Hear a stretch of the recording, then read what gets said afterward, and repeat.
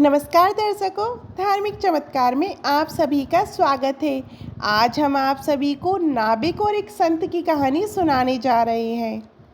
एक संत को एक नाविक रोज इस पार से उस पार ले जाता था, बदले में कुछ नहीं लेता था। ये सोचकर कि आखिर संत के पास होता ही क्या है। नाविक स्वभाव से काफ़ी सरल था, पढ़ा लिखा तो नहीं था, लेकिन समझ की कोई कमी नहीं थी। साधु रास्ते में ज्ञान की बात कहते हुए उसे कभी भगवान की सर्वव्यापकता बताते और कभी अर्थ सहित श्रीमद् भगवत गीता के श्लोक सुनाते।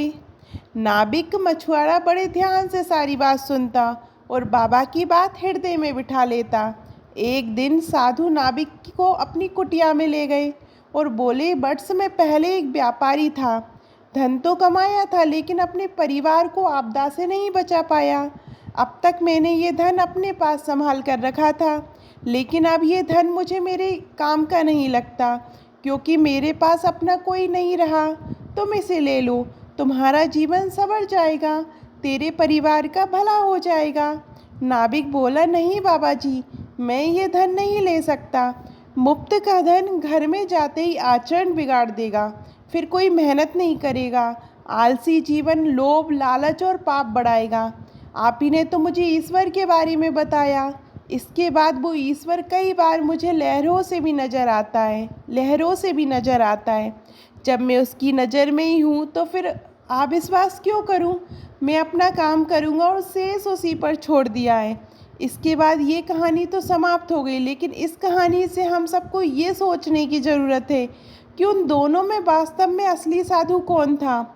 एक वो जिसने दुख आने पर भगवा पहनकर संन्यास ले लिया, धर्म ग्रंथों का अध्ययन किया और याद करके प्रवचन भी देना सीख गया, लेकिन उन वचनों को जीवन में उतारना उसे नहीं आया और ना ही वो धन की ममता को छोड़ सका।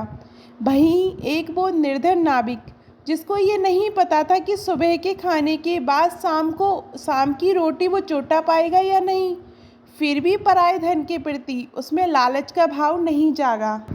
उसे संसार में लिप्त रहकर भी निर्लिप्त रहना आ गया।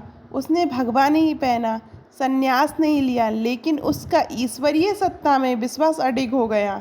अनपढ़ होकर भी उसने श्रीमद् भगवत गीता के श्लोक को समझकर अपने व्यवहारिक जीवन में उतार लिया। तो आपकी नज़रों में असली साधु कौन है? आपको ये कहानी कैसी लगी कमेंट में ज़रूर बताइएगा। और अभी तक आपने हमारे चैनल धार्मिक चमत्कार को सब्सक्राइब नहीं किया तो सब्सक्राइब करिएगा। धन्यवाद।